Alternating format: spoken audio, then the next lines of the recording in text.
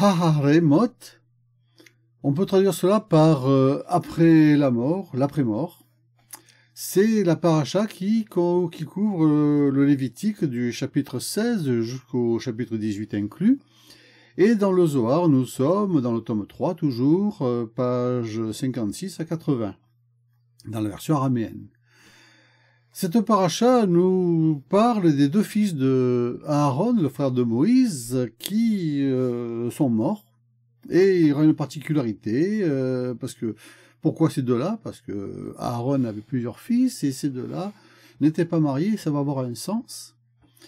Et dans cette section, Dieu prescrit à Aaron, par l'intermédiaire toujours de Moïse, puisque c'est lui qui capte et qui reçoit et qui transmet, tout le rituel du pardon, des Kippourim, du Yom Kippour. Alors, avec toutes les offrandes particulières, les rites à effectuer dans le Kadosh HaKadoshim, dans le sanctuaire, où réside la Shekhinah, la présence divine. Il y aura la fameuse désignation d'un bouc émissaire et son renvoi à Azazel dans le désert. Alors il y aura quelques règles, enfin il y a de nombreuses règles qui apparaissent, par exemple interdit d'apporter des offrandes hors de l'enceinte du sanctuaire, il y a le côté la valeur absolutrice du sang et aussi l'interdit de la consommation du sang. Il y a aussi des règles concernant les pratiques sexuelles et aussi l'interdiction de la consécration des enfants à Moloch. Alors ça c'est donc à un dieu étranger. D'ailleurs, il est souligné que les Chaldéens seraient importants parce qu'il y a ce feu étranger, ce feu chaldéen dont il sera question dans la paracha du Zohar. Et les Chaldéens se sont complus dans ces pratiques et que la terre a vomi. C'est ce que dit le texte. Alors, cette paracha va parler à travers les deux fils de Aaron des deux formes de mort, l'une physique et l'autre spirituelle. On va voir qu'il y a deux niveaux très très intéressants à considérer. Et ces deux niveaux vont concevoir et recevoir différemment le Shefa et la parole divine. Alors on va afficher la traduction, et le texte et sa traduction, que voilà. Alors voilà, c'est le terme Harachemot qui est surligné ici en jaune. Harach, c'est autre, c'est après aussi. Et Mot, Mavet, Mot, même Vavtav, c'est la mort. Ce terme, déjà, a une relation avec le rejet de l'idolâtrie, on va voir aussi indirectement, parce que si on regarde déjà la guimatria de Harachemot, ça fait 665. Et il se trouve que 665, c'est la guimatria de Eretz Kasdim, c'est-à-dire la terre des Chaldéens. Il y a quelque chose de la purification de la terre des Chaldéens et qui va parler aussi d'une forme de lignée physique. Alors ça, on va le voir dans le détail du commentaire du Zohar. Alors, prenons le texte, on va remonter un peu pour le français, voilà. Et là, il y a la citation, bien sûr, du début de la paracha, Lévitique 16, verset 1. Veidaber et Hachem parla al Moshe vers Moïse, à Harachemot, après la mort, des deux fils d'Aaron. On pourrait voir les deux, ça serait mieux, mais c'est un peu long. Les deux fils d'Aaron, et un peu plus loin, donc il y a une petite coupure, et Hachem dit à Moïse. Rabbi Yehuda dit, puisqu'il est écrit, et Hachem parla vers Moïse, quel besoin y a-t-il de répéter, et Hachem dit vers Moïse, parle à ton frère Aaron. La première déclaration aurait dû suffire. Nous apprenons qu'il est écrit, et Hachem appela à Moshe et lui parla. Alors ça c'est dans le Lévitique chapitre 1 verset 1, bien avant. Et aussi, et il dit à Moïse, ou vers Moïse, monte vers Hachem. Ça c'est l'Exode chapitre 24. Il a déjà été établi que le discours ici représente un certain degré. Alors ce sont les degrés séphirotiques, du point de vue kabbalistique. Hein. Ensuite, les mots représentent un autre degré. Les paroles, ils vont nous l'expliquer. Ici aussi, dans notre texte, et Hachem, par là, vers Moïse, représente 1 degré, et ensuite, et Hachem dit vers Moïse, parle à ton frère Aaron. Alors là, on est en fait dans 2 degrés de parole. C'est ce que je commençais à dire dans l'introduction, c'est que cette dimension de la mort, cette double mort, en fait, va parler de 2 degrés de réception de cette parole. Représente notre degré, ce qui révèle qu'il comporte un degré égal et que tous sont réunis autour d'une échelle et qu'une seule racine les connecte. Et qu'une seule racine qui les connecte. Arahemot, après la mort des 2 fils d'Aaron, on reprend, Rabbi Yitzhak s'ouvre. Servez Hachem avec crainte et tressaillez de joie. C'est dans le psaume 2. Verset 11. Alors là, on va aborder la notion de la crainte, la yéra, vers yéra, dans la crainte, et tressaillir de joie. Alors le terme tressaillir de joie, je traduis comme ça, mais c'est à exprimer de la joie avec tremblement. Alors, il y a un double sens, parce que c'est un terme qui pourrait exprimer l'extase, le frémissement, la transe d'extase, mais c'est aussi... Gilos, c'est la joie, mais c'est une révélation, c'est se révéler. Il y a quelque chose de la notion de la révélation dedans. Et comme il y a de la crainte, il peut y avoir du tremblement avec. Alors, quand on parle de crainte, on est plutôt dans la dimension de la Gevura. Et il y a une joie qui peut passer par la Resed, par l'ouverture, la révélation de Resed. Donc, il y a quelque chose qui se passe entre les deux. Il est également écrit servez Hachem avec joie, venez devant lui en jubilant. Il y a toujours cette notion-là. C'est dans le psaume 100. Et il y a une relation particulière entre le fait de frémir, avoir de la crainte et exprimer de la joie. Normalement, quand il y a de la crainte, c'est pas de la peur, eh bien, il ne devrait pas y avoir de joie. Mais finalement, il y a quelque chose qui a besoin d'être compris parce que cette joie est une conséquence. La crainte permet d'aller au-delà, d'un certain état. Et il y a une joie physique et il y a une joie beaucoup plus spirituelle et transcendante. Et les deux sont séparés par la crainte, la yéra. Alors la yéra, je vais montrer le terme, et c'est ici, voilà. Yod, Resh, Aleph, He. Le mot yéra, c'est de la crainte, mais c'est lié à de la vision, à de la contemplation. Parce que Ra, c'est le verbe voir. C'est-à-dire qu'on craint parce qu'on voit. On contemple la puissance de la divinité, la puissance de la lumière, et cela provoque soit une peur qu'il force à nous replier sur nous-mêmes, à baisser la tête et à revenir. Mais si on fait ça, c'est qu'on est chargé de culpabilité et de plein de choses, de regrets, de remords, de plein de choses dont on a parlé dans la paracha précédente. En revanche, si on dépasse cette crainte, si on accède à la vision de la lumière, parce que on est suffisamment purifié, suffisamment fort, affermi, alors là, il y a une révélation, c'est ça, et une révélation qui fait trembler. Alors c'est ça, c'est de l'extase. Il y a quelque chose de la dimension de l'extase dans cette expérience-là. Mais il va falloir passer à un autre niveau. Ces versets semblent se contredire, oui, car nous avons appris que servir Hachem avec crainte signifie que l'on doit d'abord faire preuve de crainte et de respect dans chaque acte qu'on souhaite accomplir devant son maître. Ça, c'est le respect. On va dire que c'est ce qui se passe sous le trône, sous Tiferet. Et puis, lorsqu'il y a ce redressement, eh bien, là, on va pouvoir avoir ce tressaillement de joie, cette jubilation, on va pouvoir le chanter, le clamer.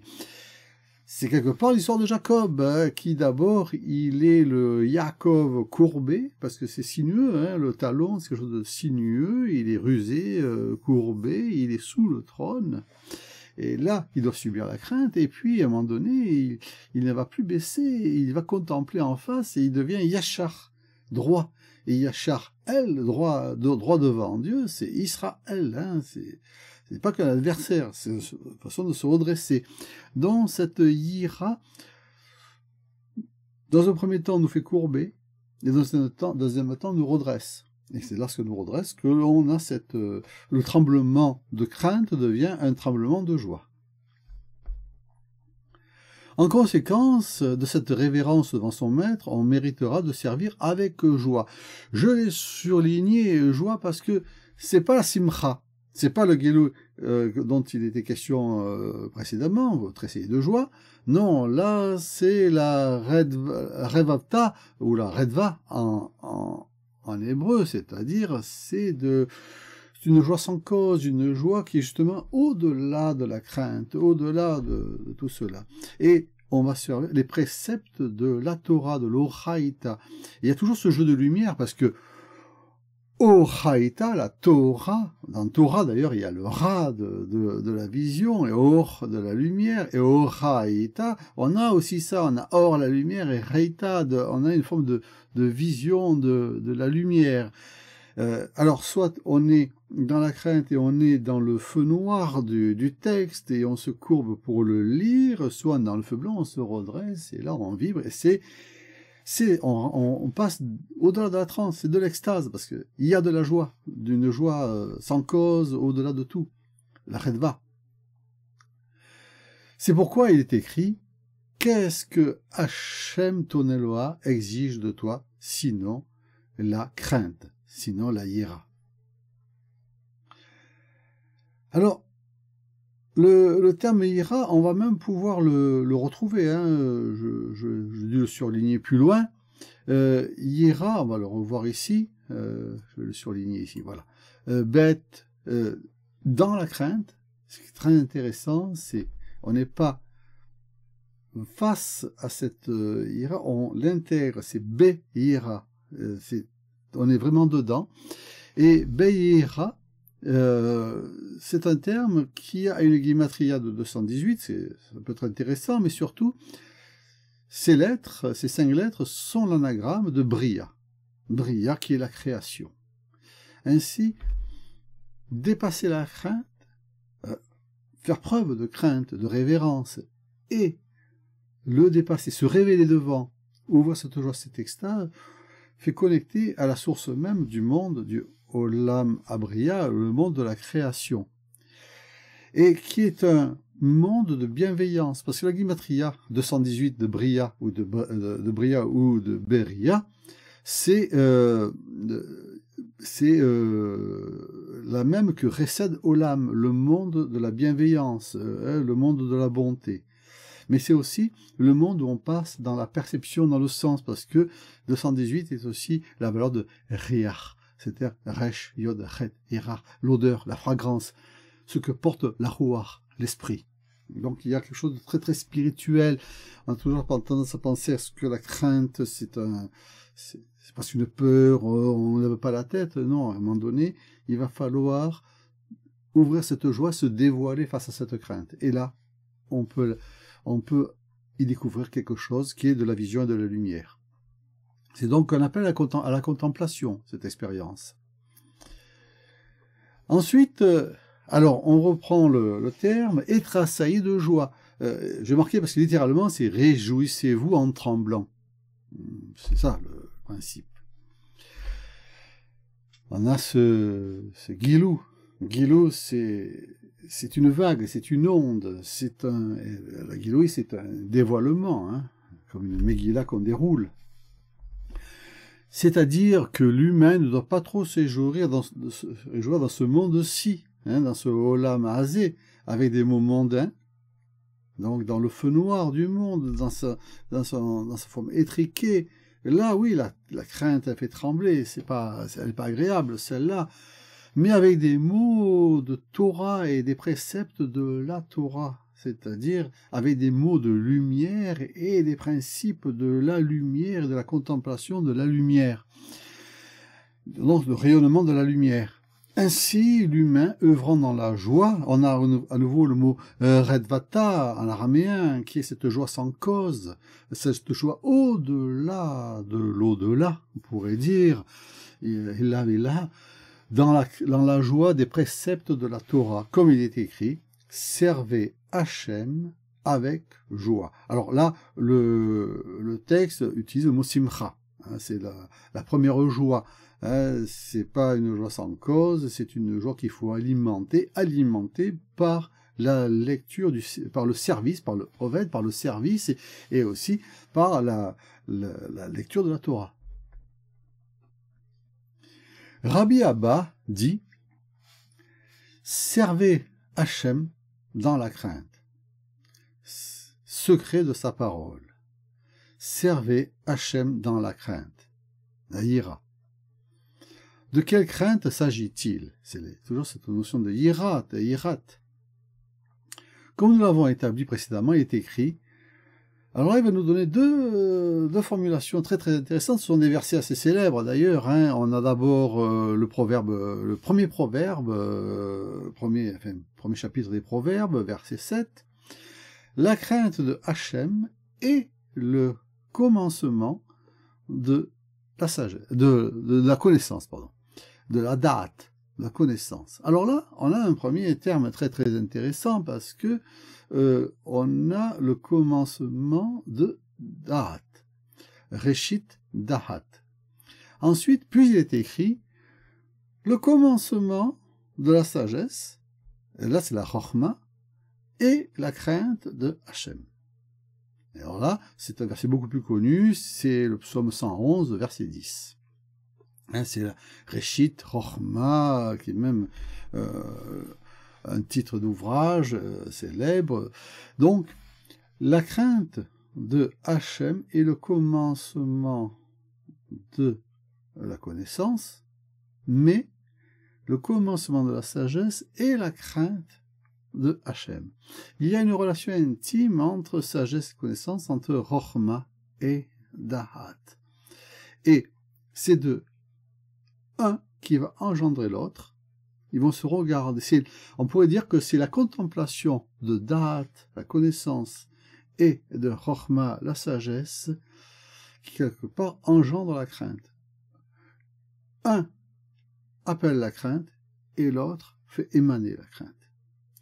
Ainsi, celui qui va dépasser la dimension de la simple crainte, qui va bien honorer son maître à travers Tiferet, sur le trône de Tiferet, va pouvoir traverser la crainte de Gevura, portée par l'ouverture de la Chesed, qui est de la Gedoula, de la grandeur, dont va se dévoiler une joie face à cette crainte, et là, il va y avoir un accès à la source de la connaissance qui va refléter la sagesse originelle.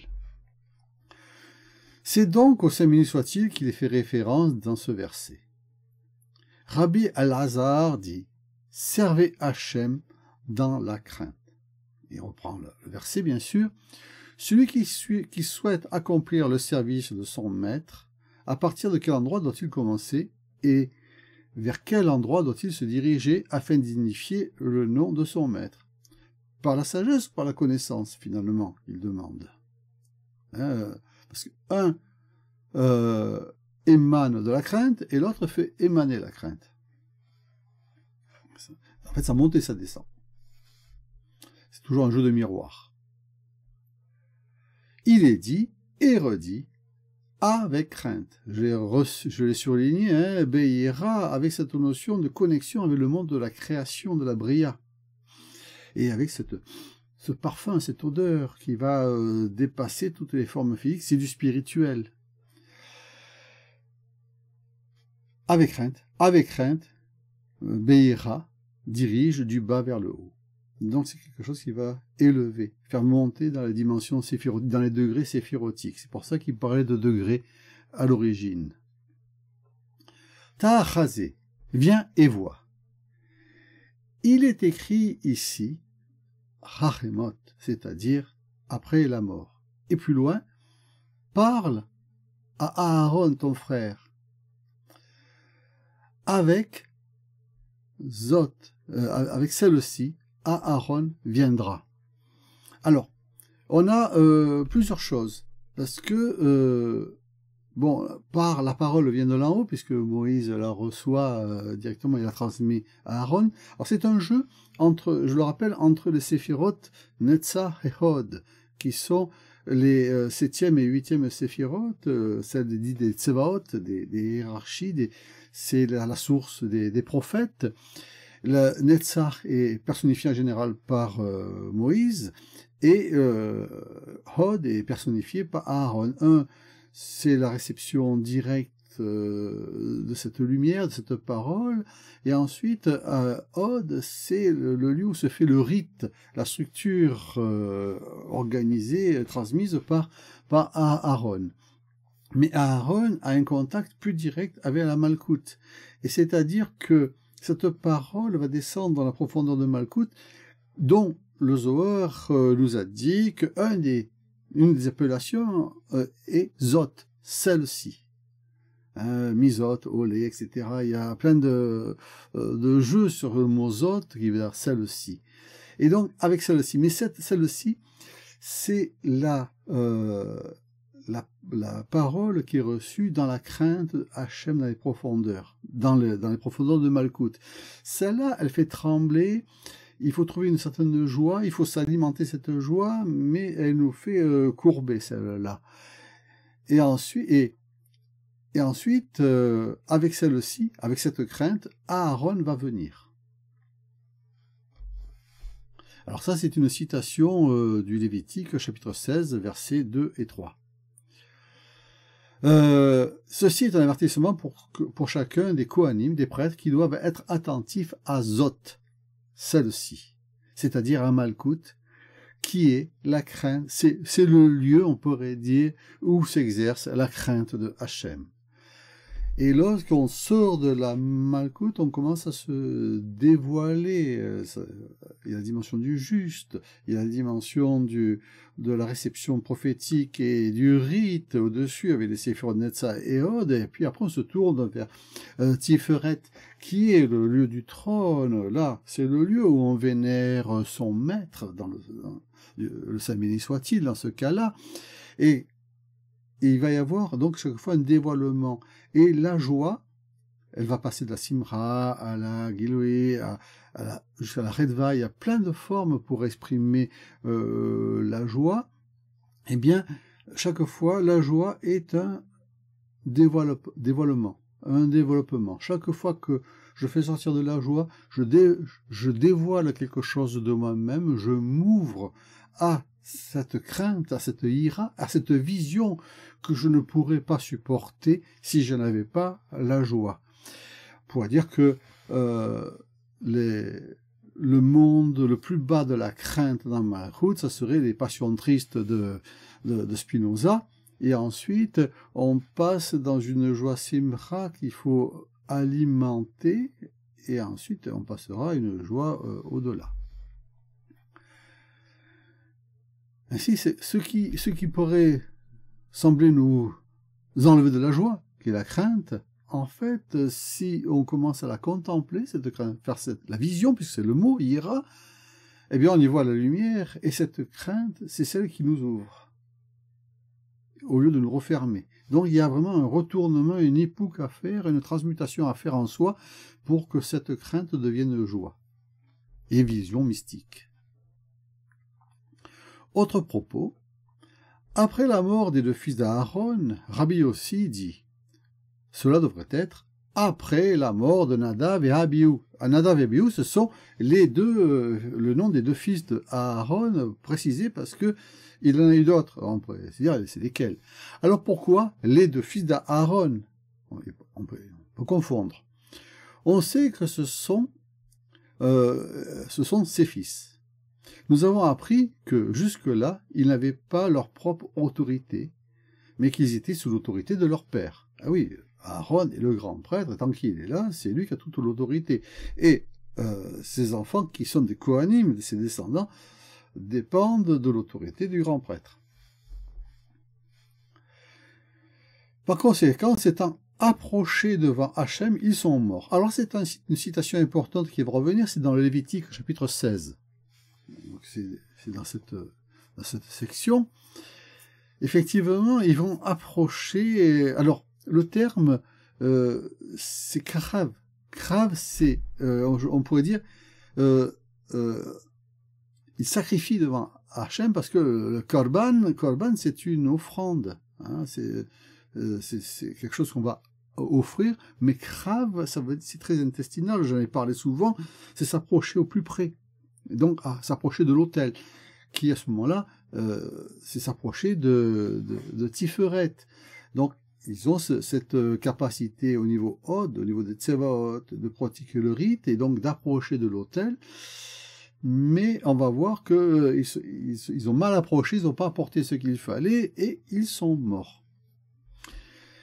On nous dit, donc, j'ai surligné krav ici, parce que ce terme krav, c'est vraiment proche, hein, c'est quelque chose de...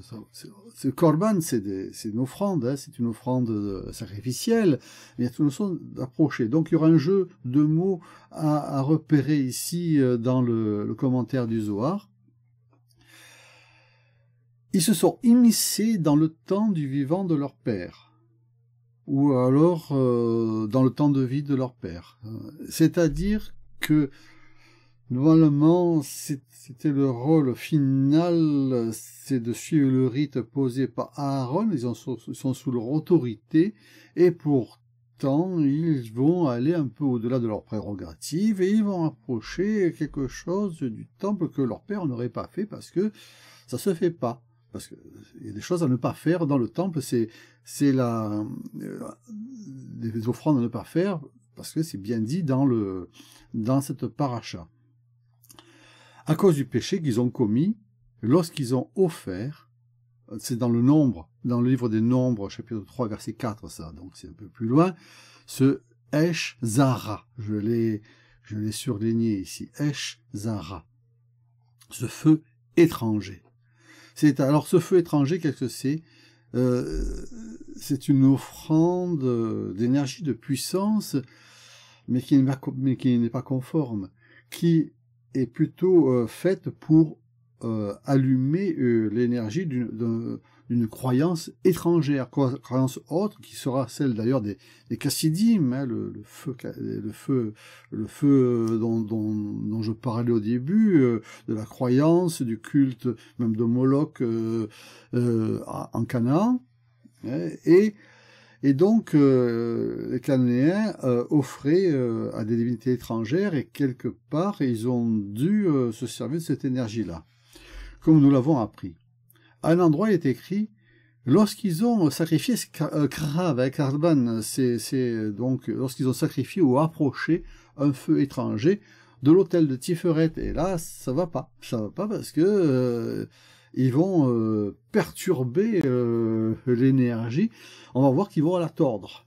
Et le Talmud dit ce qui est tordu peut pas être redressé. Et il va falloir le redresser, tout ça. C'est une faute. Dans notre endroit, il est écrit, s'étant approché, Krav, toujours ça, devant Hachem, ce sont deux choses. C'est pourquoi ce sont ici les deux fils d'Aaron, et il est écrit, s'étant approché. Ils ont approché ce feu étranger. Donc, ils ont commis une erreur, c'est là qu'ils sont morts. Rabbi Cheya a dit, un jour, je me rendis chez Rabbi Shimeon pour qu'il m'enseigne les lois de Pessah. Parce qu'on approche avec cette paracha, on approche de Pessah. J'atteignis une montagne et j'ai observé des fentes et des cavités dans un rocher. Deux hommes s'y trouvaient, comme je m'approchais. J'entendis les voix de ces personnes qui disaient, alors il cite le psaume 48, cantique, chant pour les fils de Corée, grand est Hachem et hautement louable. Alors, il y a une façon de se tourner vers, quand on dit grand, il y a toujours cette godola, on se tourne vers Hesed et hautement louable, on se tourne vers Tiferet. C'est quelque chose de la sublimation du trône. Mais ce qui va intéresser ici les commentateurs, c'est cantique chant, c'est-à-dire le terme c'est Shir Mezmor. Pourquoi les deux d'ailleurs? Donc, pourquoi cantique chant? Ainsi, apprend-on de la part de Rabbi Shimeon, le chant est double, comme il est meilleur que les autres chants, on le nomme 2 fois chant. Shir et Mezmor. Le terme, ça veut dire que quand on parle toujours à 2 niveaux. Il y a le niveau physique et le niveau spirituel, la dimension de l'esprit, de l'âme. Lorsque on chante un psaume, lorsqu'on exprime une prière, il y a la part de la vibration physique, ce sont les mots qui vibrent, qui touchent directement le monde matériel, on peut dire qu'il y a un feu noir à ce moment-là, et ça touche le monde de l'en bas, parce qu'il y a en dessous du trône de Tiferet en direction de Malkout, et il y a ce qui va être au-dessus, c'est la dimension de la transcendance, la réa, la roar, l'odeur, la spécificité dont on a parlé, qui ouvre à la dimension du Olam Bria, le monde de la création, et c'est une autre vibration. Ainsi, chaque parole a toujours 2 niveaux. C'est pour ça que le Zohar a toujours cette idée, un geste en bas, un retentissement en haut, mais une parole dite dans l'en bas, un retentissement dans l'en haut. Voilà, ça c'est le principe des deux chants. De même que chant cantique pour le jour du Shabbat. Ça c'est inversé, c'est dans le psaume 92. De la même façon, cantique des cantiques qui est pour Salomon. Alors ça c'est l'introduction du Shir HaShirim, Shir HaShirim, le chant des chants ou l'ode des odes. Un chant qui se situe au-dessus du chant. C'est-à-dire qu'il y a un chant au-dessus de tous les autres chants.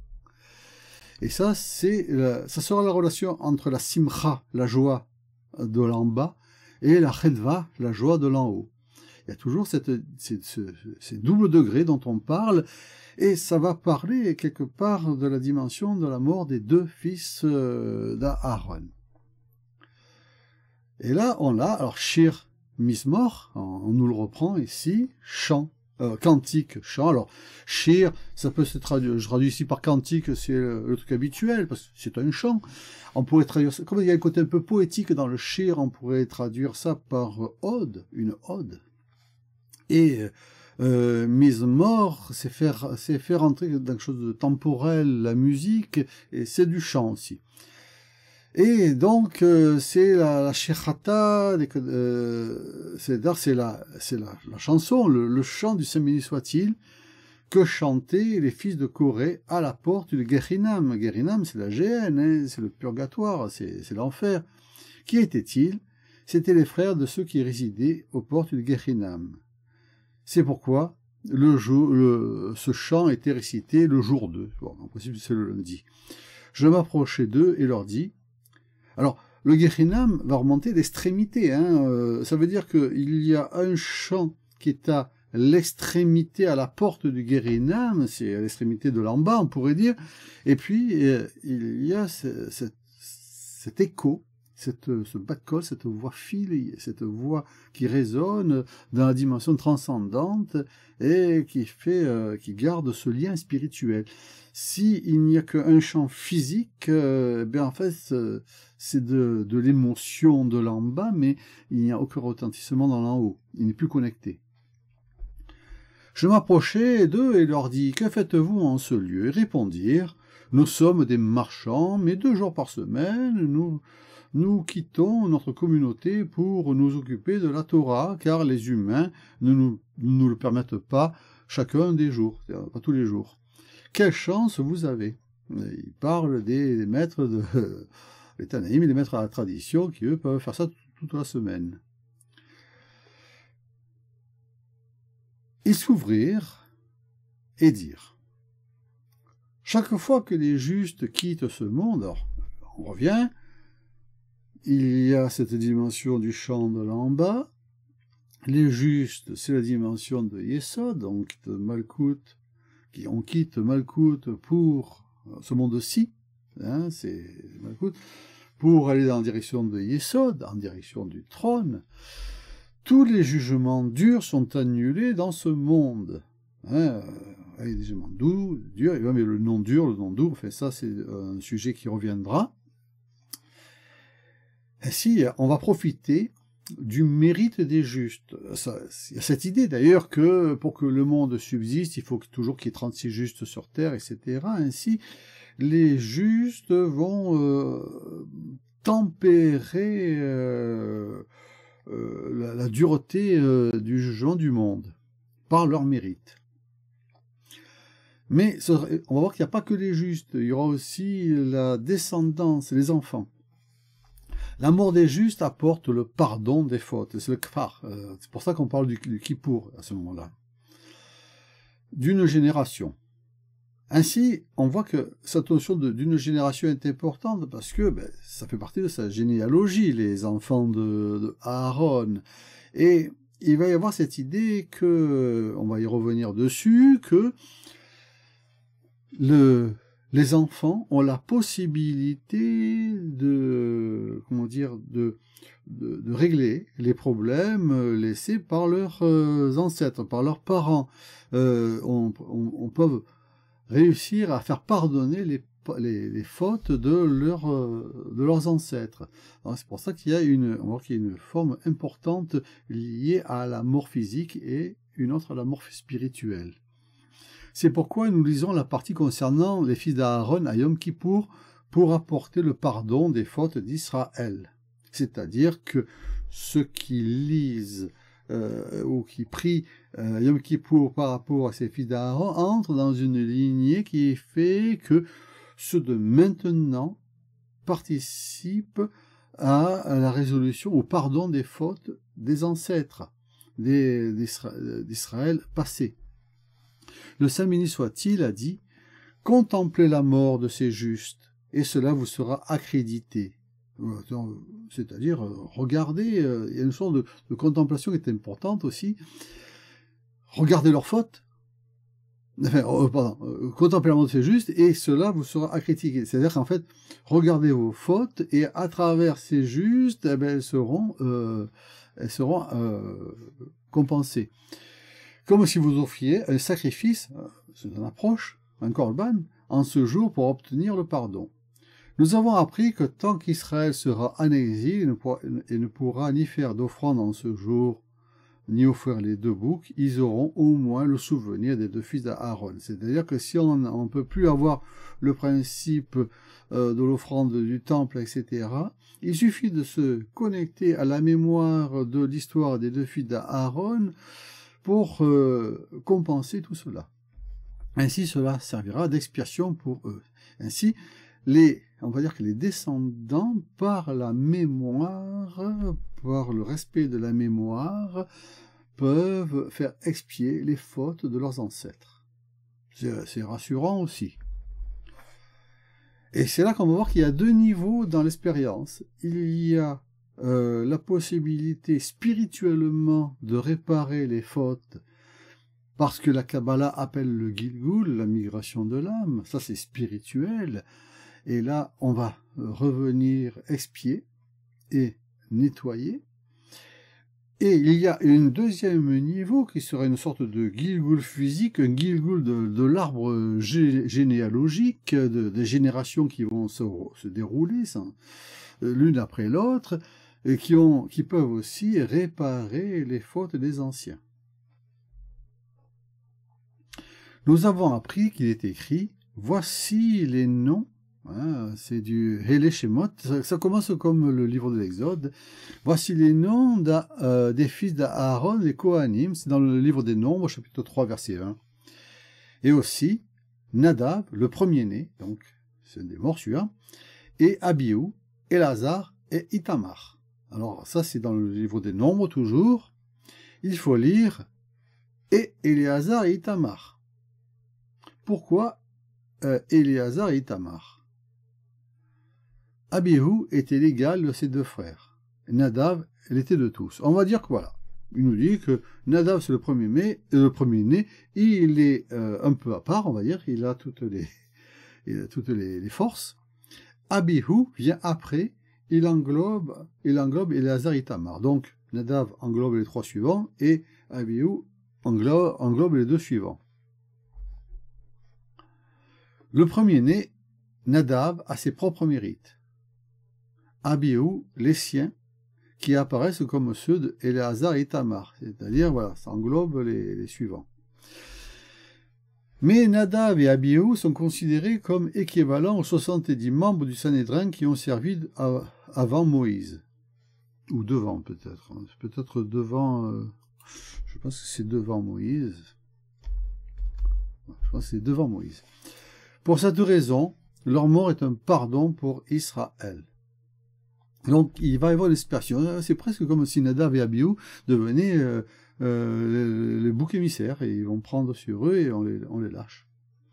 C'est pourquoi il est écrit, « Mais vos frères, toute la maison d'Israël pleureront l'embrasement. » Ça, c'est le Lévitique, chapitre 10, verset 6. Rabbi Shimon dit, « Nadav, le premier-né, signifie que c'est à lui que reviennent toutes les acclamations et les louanges. » C'est d'autant plus vrai pour Nadav et Abihu, car ces deux-là n'ont pas d'équivalent dans tout Israël. On va voir pourquoi, parce qu'il faut expliquer tout ça. Et Hachem parla vers Moïse après la mort des deux filles d'Aaron. On reprend notre chapitre 16, verset 1. Rabbi Rizkia s'ouvre et dit, « C'est pourquoi, ainsi dit la maison de Jacob, Hachem qui racheta Abraham. » Alors ça, c'est une citation du livre d'Isaïe, chapitre 29, verset 22. Ce verset est ardu, on comprend. Il faudrait dire Hachem qui a racheté Abraham. Pourquoi ainsi dit à la maison de Jacob, Hachem qui racheta Abraham? Ça, c'est la grande question.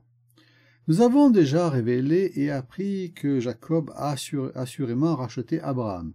Alors ça, c'est un principe qu'on vient de voir, c'est que par le Kippour, par l'expiation, par la prise de conscience aussi, le regard, la contemplation sans crainte de notre passé, de notre généalogie, eh bien, on peut faire expier les fautes passées. S'il y en a eu, ou alors s'il y a des drames passés, on peut enlever des peurs, des remords, des choses qui vont bloquer dans le présent en travaillant sur le passé, sur la mémoire du passé. Ainsi, Jacob, qui représente Tiferet, a un miroir direct avec Abraham. Mais il a aussi un miroir direct avec Isaac, et Isaac avec Abraham. Donc les uns peuvent racheter les autres.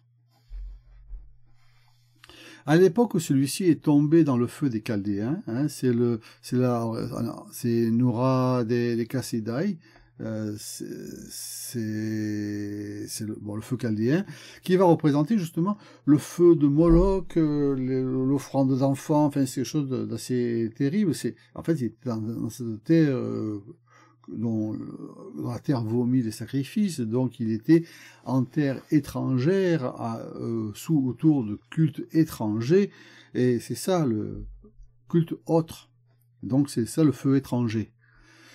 Et quelque part, quand les deux filles d'Aaron vont approcher ce feu étranger, c'est quelque part ce feu chaldéen qu'ils vont rapprocher, c'est la part qu'ils ont reçue de leurs ancêtres qui vont présenter, d'Abraham dans ce cas-là, qui vont présenter, ils vont essayer d'approcher devant le feu, le sanctuaire.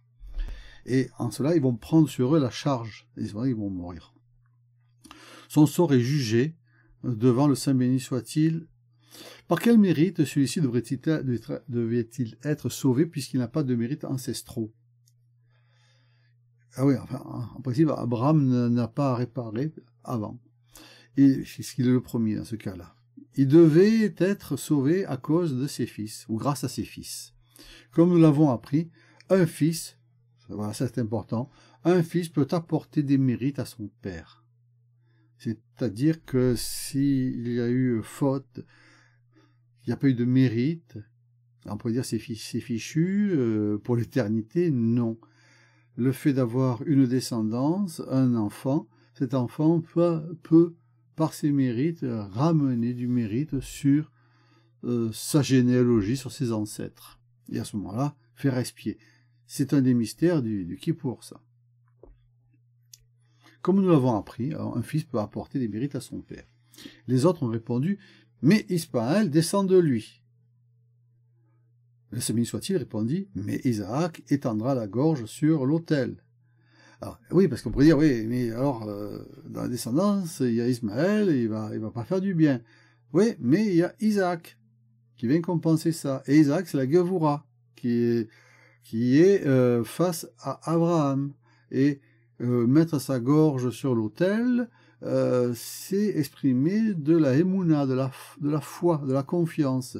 Et c'est ça, pour dépasser la crainte, ouvrir sa joie, eh bien, il faut faire preuve de émouna, c'est-à-dire de confiance et de foi. Et Isaac va faire cet acte de foi, il est prêt à accepter.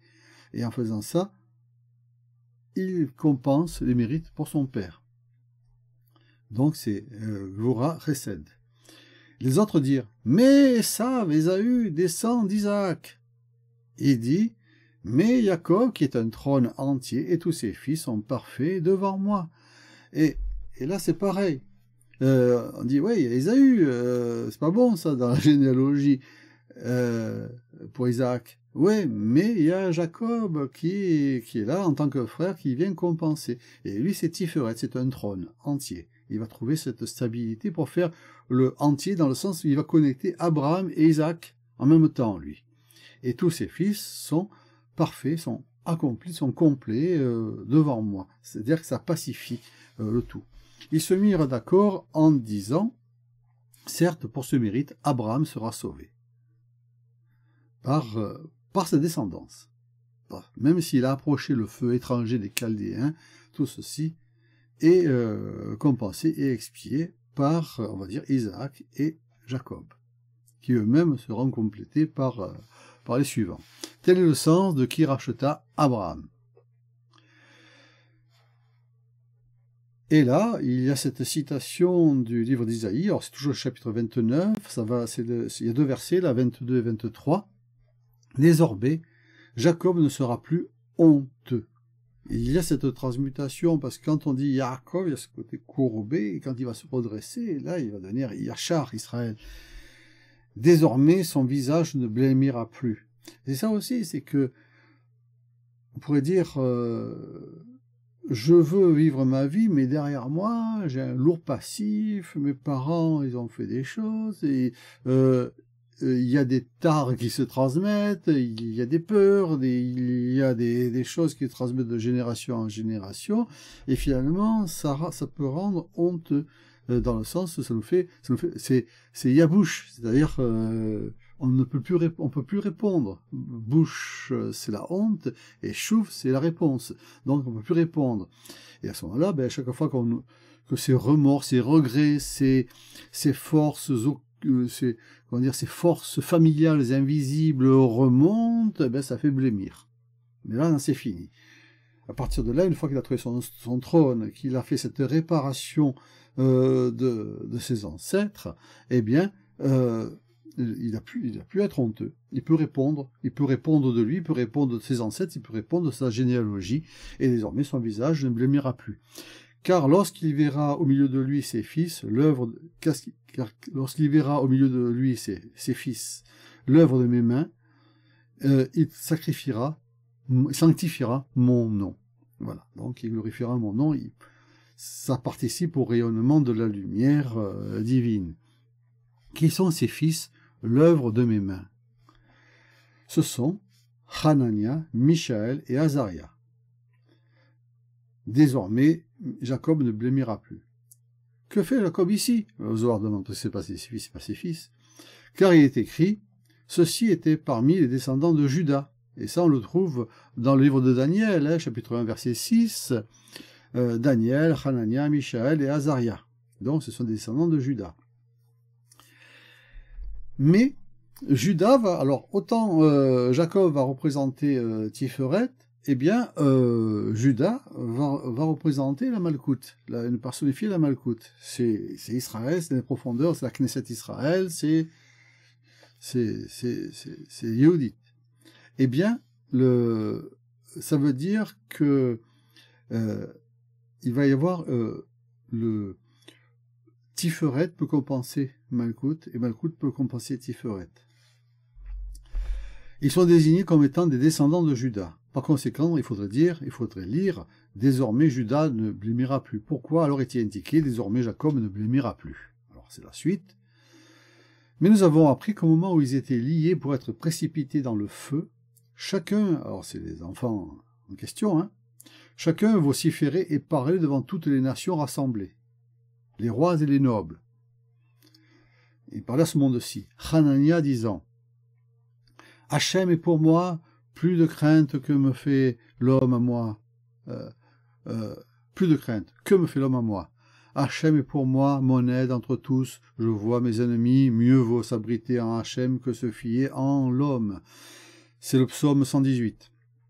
Ensuite, Michaël disant, toi donc, mon serviteur Jacob, ne crains pas, dit Hachem, car je suis avec toi, dit Hachem, pour te sauver, car j'exterminerai toutes les nations. Ça, c'est Jérémie, chapitre 30. À ce moment-là, lorsqu'ils entendirent le nom de Jacob, ils furent méprisants et se mirent à ricaner. Azaria s'ouvrit et en disant, Shema Israël, écoute Israël, Hachem, notre Elohé, Hachem est un. Ça, c'est bien sûr le Deutéronome. En fait, il y a 3 niveaux.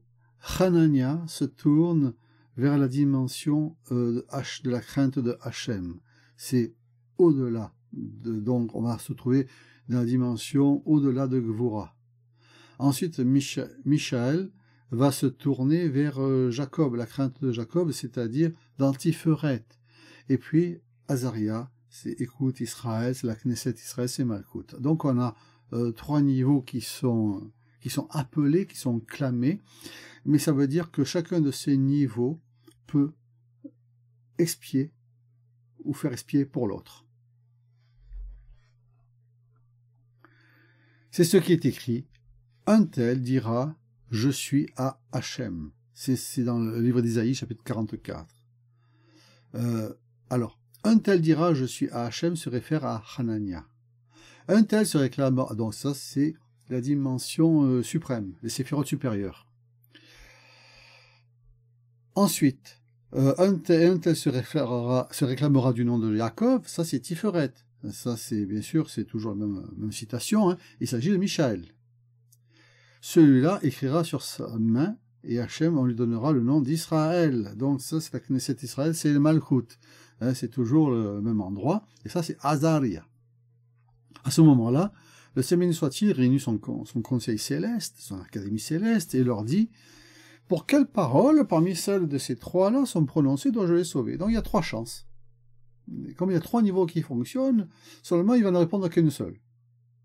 Hein, il y a 3 demandes, et donc, pour quel... je vais les sauver, mais pour quel degré? À quel degré? À quel niveau? Ils répondirent pour... Alors là, c'est une citation du psaume 83. « Qu'ils sachent que toi seul, dont le nom est Hachem, et la suprématie sur toute la terre. » Ça, c'est ce que propose l'Académie céleste. À ce moment-là, le Saint béni soit-il s'adressa au trône. Donc, son trône, c'est Tiferet, hein, ce qui fait la synthèse de tout ça. Mon trône, pour quelle parole, parmi toutes les paroles, dois-je sauver? C'est juste. Parce que, effectivement, s'ils ne se sont pas laissés emporter par la fournaise, par le fait d'être précipités en bas et d'accepter leur chute, ils ont clamé vers le haut, ils ont appelé les séphirotes au-dessus, et ça veut dire qu'ils se sont redressés et ils deviennent à ce moment-là ils se tiennent au niveau du fondement de Yesod et on peut les qualifier de justes. Il répondit, pour la parole dont tous les autres se sont moqués. Ah oui, parce que j'avais pas trop relevé l'histoire quand on parle du nom de Jacob ici. Lorsqu'ils entendirent le nom de Jacob, ils furent méprisants, ils se mirent à ricaner. Hein, voilà. Alors, se moquer. Parce qu'en fait, c'est ça. C'est les profondeurs de Malkout, n'acceptant pas la suprématie de l'en haut, ou se tournant vers des cultes autres ou étrangers, eh bien, vont ricaner de la lumière qui vient de Tiferet. Alors, c'est là, oui. Donc, il répondit, pour la parole dont les autres sont moqués ou ricanés, je les sauverai. Jacob ne sera plus honteux, désormais son visage ne blêmira plus. Donc, c'est quelque part, là, il se passe quelque chose d'extraordinaire, c'est que il y a une transmutation dans Tiferet elle-même. Tiferet n'est plus tournée uniquement vers le bas, il y a cette relation vers le haut, il n'y a plus la bouche, la honte, et ça devient un chouv, une réponse à la lumière de l'en haut. Ainsi, on voit que la crainte se mute en vision, en contemplation. Puisque celle qui nous fait baisser vers la honte, c'est qu'on ne peut pas accepter les erreurs passées, les erreurs de la généalogie, les non-mérites des anciens, mais si on peut se redresser, le contempler, il y a une mutation, et là on peut répondre à la lumière de l'en haut, et quand on répond à la crainte, cette crainte devient lumière. Et donc, le visage, on va dire le miroir de Tiferet n'est plus terne, il n'est plus blême, il devient lumineux. On passe, ce que le Zohar, on passe du miroir obscurci ou sans teint ou non réfléchissant à ce miroir rayonnant. Tout comme Jacob a tenu bon quand Abraham a été jeté dans le feu, il ne s'est pas laissé emporter par le fait qu'il y a une faute passée qui pourrait sembler ne pas être réparable. Non, il est resté clair. Il répond de cela. Il répond de sa généalogie, et à ce moment-là, il la répare comme ça. C'est un tikkun généalogique. Désormais, il deviendra bon pour ceci, pour tous ceux qui vont suivre. C'est ce qui est écrit. C'est pourquoi, ainsi, dit à la maison de Jacob, Hachem, qui racheta Abraham, désormais, Jacob ne sera plus honteux. Ça, c'est donc Isaïe, chapitre 29, c'est-à-dire face au mépris et à la moquerie. C'est-à-dire que l'opinion du monde d'en bas n'a plus d'effet sur le miroir, sur le teint, sur le regard. On ne baisse plus la tête comme ça. Nous avons appris que tous ceux qui ont ridiculisé cette parole ont été consumés par ce feu et qu'une étincelle de flamme les a tués. Qu'est-ce qui a sauvé Hanania, Mishaël et Azaria? C'est parce qu'ils ont prié devant le Saint ministre soit-il et ont unifié son nom correctement. C'est-à-dire, voilà, ils ont trouvé le bon équilibre en direction de Tiferet qui va équilibrer Resed, Gevura et ouvre la dimension de la transcendance. Et ça, c'est le bon nom, le nom Mamash, le bon nom. Parce qu'ils ont unifié son nom correctement, ils ont été sauvés de ce feu dévorant, ce feu étranger dévorant.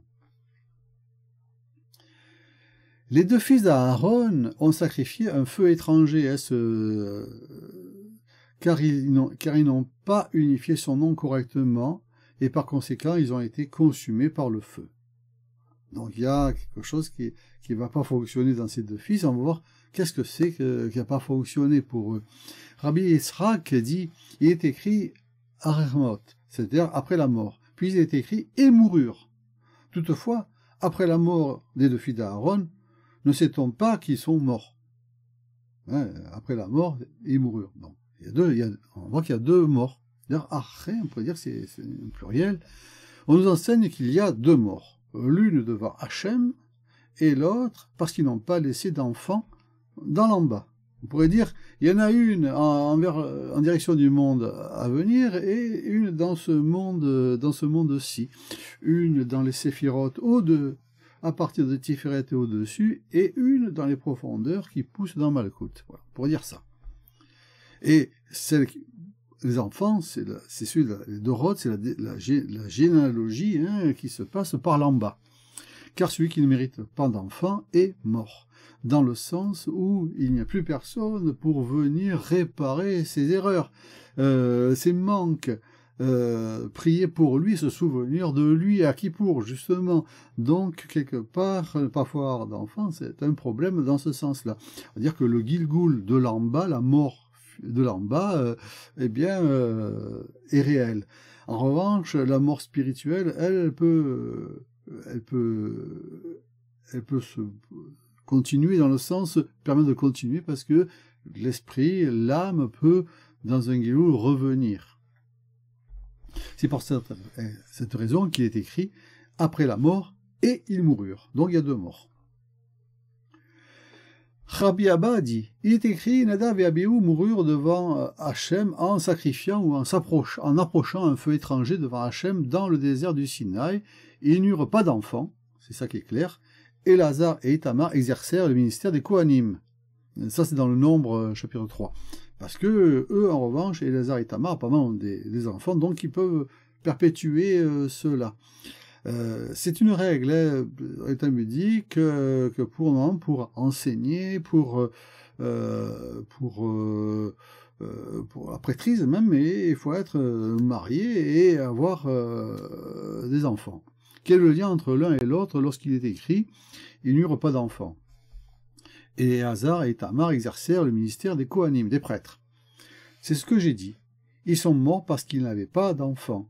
C'est-à-dire que c'est pas une mort directe, ils sont de mémoire morte, on pourrait dire, dans le sens où il n'y a plus personne pour témoigner de leur existence, de leur présence dans le monde. C'est en ce sens-là qu'ils sont morts. C'est certain, mais pas comme d'autres personnes, même s'ils ne sont pas mariés, car ils sont morts seulement d'une mort physique et non d'une mort spirituelle. Voilà, c'est ça. Il y a la mort physique et la mort spirituelle. D'où le savons-nous? Par ce qui est écrit. Elazar, fils d'Aaron, prit pour lui une des filles de Poutiel pour femme. Elle lui enfanta Pinchas. Ce sont les têtes des patriarches lévites selon leur clan. Ça, c'est dans le livre de l'Exode, chapitre 6, verset 25. Et il y a deux termes que j'ai mis parce qu'il faut les relever. C'est Hélé, c'est-à-dire ceci, cela. Ça, c'est un terme plutôt rattaché à Malkout, on l'a vu. Hein, ça fait partie des terminologies associées à Malkout dans le Zohar. Et Raché, c'est les têtes. Roche, c'est la tête, donc c'est le sommet, c'est en haut. Donc on a l'en haut et l'en bas. Les patriarches, ce sont les séphirotes supérieures, et ce sont Raché, on pourrait dire, comme il y a les Raché Tevot, des initiales des mots, et il y a les Raché Avot, c'est-à-dire les initiales des patriarches. Et là, ce sont les Lévites, d'où sortent les Kohanim, les prêtres, qui sont eux-mêmes organisés en clans. Ce sont Hélé et Pinras. Alors donc, Hélé et Pinras sont les seuls à être mentionnés. Puis il est écrit les têtes des patriarches lévites. Selon ceci, leur mort était physique et non spirituelle.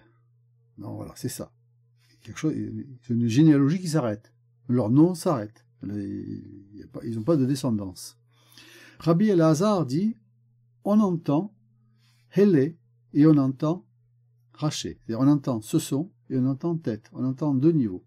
Bien sûr qu'il y a deux niveaux. C'est pourquoi il est écrit Pinras, alors, fils d'Elazar, fils d'Aaron, le Kohen ou le prêtre. Ça, c'est dans les nombres 25, verset 7. Il est aussi écrit et Pinras, fils d'Elazar, fils d'Aaron. Ça, c'est le juge, chapitre 20, verset 28, qui était Kohen à cette époque. Il faudrait simplement lire Pinchas, fils d'Elazar, le Kohen. Ça suffirait. Mais chaque fois qu'est mentionné Pinchas, fils d'Aaron le Kohen, il est seulement écrit Elazar et non Elazar le Kohen. Comme nous le savons, comme lorsque nous trouvons écrit devant Éléazar le Kohen. Alors, c'est vraiment des citations qui reviennent, c'est Nombre 27, ça, où Éléazar le Kohen dit Nombre 31. Par conséquent, leur mort était physique, mais spirituellement, ils ne sont pas morts.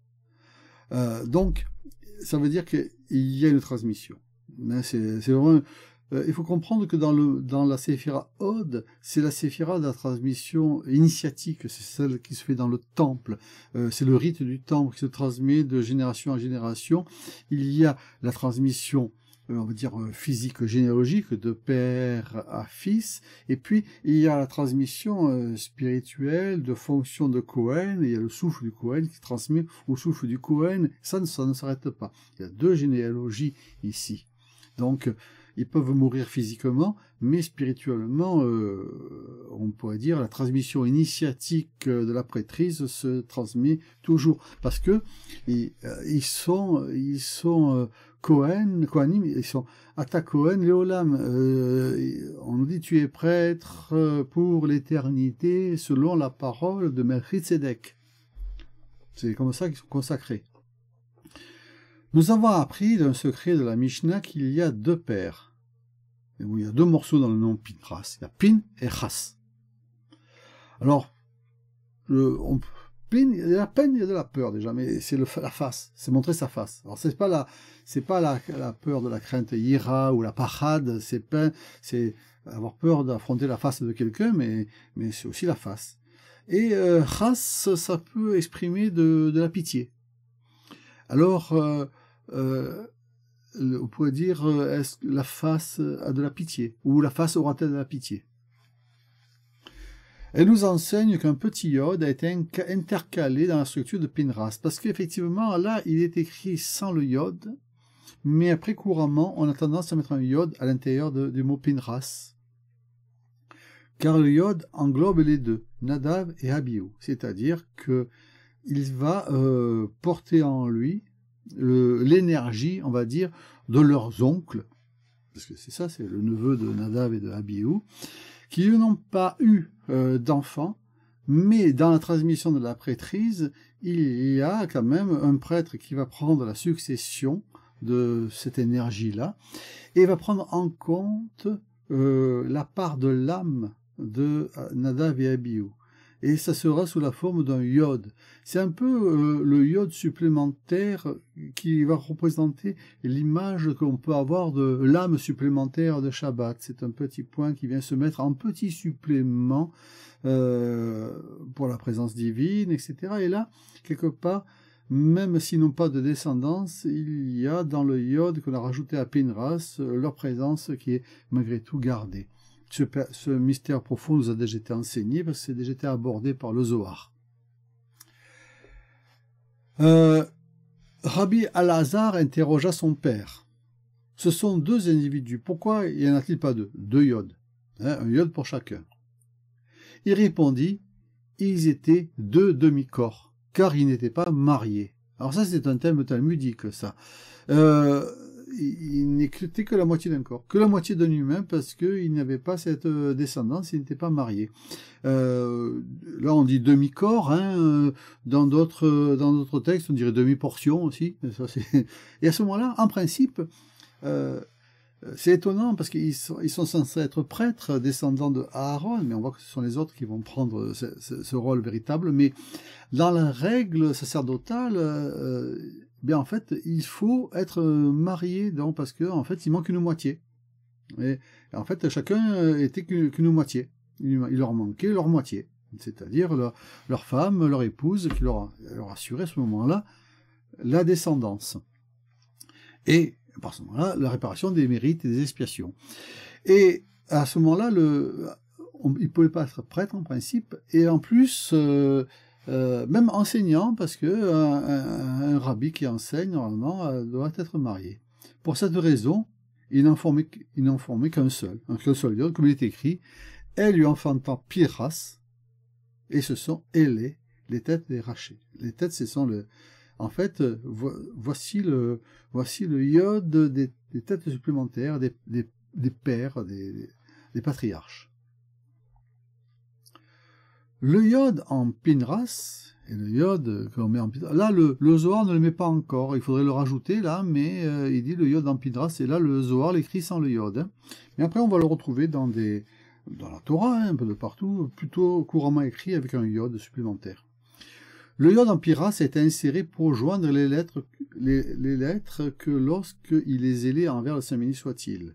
C'est-à-dire que en fait, ce yod, il ne se maintient que si Pinchas fait preuve de dévotion, de zèle envers le Saint béni soit-il. Là, c'est le petit supplément qui peut se perdre.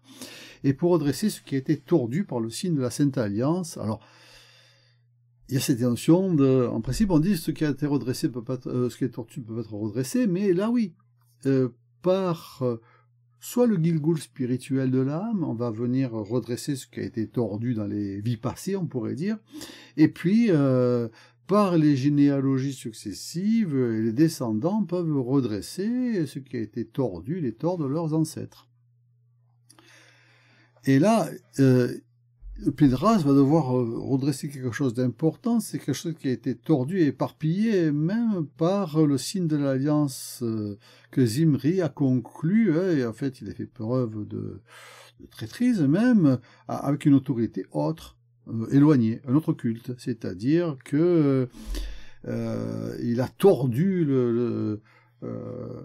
la Brite, l'Alliance, la Sainte Alliance, en ayant un pacte, en faisant pacte avec un culte étranger. Et là, en fait, il a perturbé la connexion, on pourrait dire. Et le rôle de Pédras, là, c'est de rectifier ça. C'est du tikkun, hein, c'est de la rectification, de la réparation. Ils ont été rectifiés ici de leur déviation antérieure. Donc on voit que le futur peut réparer le passé. Ainsi, le monde à venir peut réparer ce monde-ci. Et vice-versa, d'ailleurs. Non, parce que si on a un bon comportement dans ce monde-ci, il n'y a pas besoin d'être réparé dans le monde à venir, et quelque part, on participe au rayonnement du monde à venir. Ils ont été rectifiés ici de leur déviation antérieure, car ils avaient été déviés antérieurement avec une femme étrangère, qui va représenter en fait la divinité étrangère, le culte autre. Comme il est écrit, quand ils ont approché un feu étranger, c'est-à-dire le culte cananéen, le culte chaldéen, les cultes de divinité étrangère. Ils ont été corrigés de la femme étrangère, comme il est écrit, et il s'est marié à la fille d'un étranger. Ça, c'est une citation de Malachie, chapitre 2, verset 11. Tout comme un feu étranger, de même, il y a une femme étrangère. C'est dans le sens vraiment des divinités étrangères. Ils doivent penser à ces divinités de culte étranger, qui sont alimentés par un feu, et ce feu, c'est le feu de ce culte étranger. Et c'est ça que les deux filles d'Aaron ont approché, et ont voulu approcher de l'autel, et ça leur a coûté cher. Qu'est-ce qui apparaît ici? À l'origine, hein, ils ont rapproché ce qui est éloigné, comme il est écrit, quand ils ont sacrifié, approché un feu étranger. Ici aussi, c'est Zimri qui a rapproché ce qui était loin. Il a rapproché le nom du roi de celui qui était éloigné. Donc, il y a vraiment un conflit. On comprend qu'il y a un conflit de croyances, un conflit de culte, un conflit de divinité. Sans doute, c'est des problèmes qui devaient se trouver régionalement, parce que c'est l'histoire de l'humanité. Il y a toujours des anciens cultes, des nouveaux cultes qui s'affrontent. Aussitôt, Pinras, fils d'Éléazar, fils d'Aaron de Cohen, le vit. Il se leva du milieu de la congrégation. Alors ça, c'est dans le livre des Nombres, chapitre 25. Il se lève au milieu, donc ça va. Le fait d'aller sur la colonne centrale, qui est la colonne qui va de Yesod, Tiferet, etc., qui parle de Malkout, c'est là que se rectifie quand on est dans l'axe. C'est vraiment l'axe d'ailleurs de Jacob qui va lui-même se rectifier. Il est courbé, il est sinueux, il est rusé, il est Yaakov, il est Yaakov. Il va devenir Yachar, droit. Il va prendre la place du milieu d'Antiferet. Et la congrégation, bien sûr, c'est Malkout, donc il va se dresser à partir de Malkout et il fait monter le rite. Et là, il va approcher le bon feu de l'autel. Donc il répare tout cela.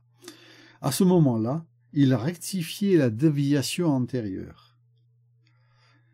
C'est vraiment, on est presque dans les lois, alors, des croyances à la réincarnation, en disant, tu as fait des fautes dans tes vies antérieures, et là, tu vas revenir réparer ces fautes dans cette vie-ci. Ça peut être une vision du Gilgul, c'est possible, ça, mais il y a aussi ce travail de généalogie, de mémoire de la généalogie pour retrouver, renommer le nom de ses ancêtres, retrouver leur histoire, et si ils ne sont pas glorieux et qui ont commis des fautes lourdes, il faut savoir qu'on les porte avec soi, même si on les ignore.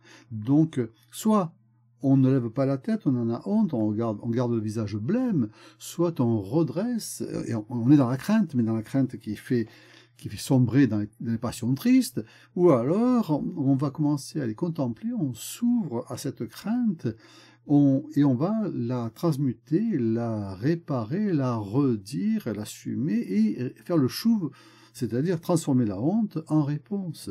Ce qui amène d'ailleurs vers la séphira Tiferet, qui est celle du rayonnement de la teshuva, de la réponse.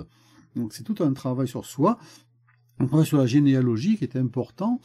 De nos jours, on ne parlerait pas de tikkun dorot, c'est-à-dire de réparation de la généalogie, mais on parlerait plutôt de psychogénéalogie, des choses comme ça, mais on est tout à fait là-dedans. À ce moment-là, il a rectifié une déviation antérieure, c'est tout à fait ça. Ensuite, le yod a été ajouté dans son nom afin de connecter les lettres comme une, c'est-à-dire, voilà, il répare les deux fils d'Aaron de cette mort particulière et va les remettre parce que ils deviennent un poids eux-mêmes dans la généalogie, donc il faut les réparer. Ça veut dire que on ne répare pas que son père, sa mère, son grand-père, son arrière-grand-père, etc. Il faut aussi réparer ses oncles. Ça fait partie de ce travail généalogique. Et on va le marquer par ce petit yod qu'on va porter en soi et qu'on va assumer. Il ne va plus nous faire blêmir, mais au contraire rayonner et trouver son milieu, son axe. Ainsi, la paix, le shalom, c'est la paix, mais c'est la complétude aussi. On devient entier, on revient soi-même. On a 2 demi-portions et on devient shalom plein, complet. Comme il est écrit, c'est pourquoi je dis, je lui accorde mon alliance de paix. Hein, c'est Briti Shalom. Briti, mon alliance. Et il ne faut pas oublier que dans Briti, hein, il est ici le terme, on va conclure là-dessus, dans Briti, il y a presque un retournement de la crainte. Parce qu'on avait vu que Yecha, on prenait même Beriyat, dans la crainte 2, il y a quasiment les mêmes lettres. On avait vu qu'il y a cette notion de vision. Et dans Brit, il y a Bet, dans Resh, Yod. C'est Ri, c'est le verbe voir. Et donc, il y a dans l'alliance cette capacité de revoir la connexion véritable. C'est ça la véritable réparation. Le Brit, l'alliance, fait partie du tikkun, c'est une réparation. Rectifier l'alliance, réparer l'alliance. Si elle est déviée, il faut la remettre droite. Si elle est tordue, il faut la remettre droite. C'est pour ça qu'il dit Brit, Mamash. C'est mon alliance. Précisément, c'est ça le sujet, c'est ça le thème. Eh bien voilà, on va pouvoir terminer sur cette passage. Normalement, selon les années, cette paracha est collée à la suivante, parce que ça dépend des cycles du calendrier par rapport à Pessah, etc. Donc là, par chance, on l'a séparé. Donc on pourra étudier la prochaine séparément. Il y a un espace entre les deux. Eh bien, on termine là-dessus, et bien sûr, les liens pour consulter le texte seront dans les mentions en dessous de la vidéo.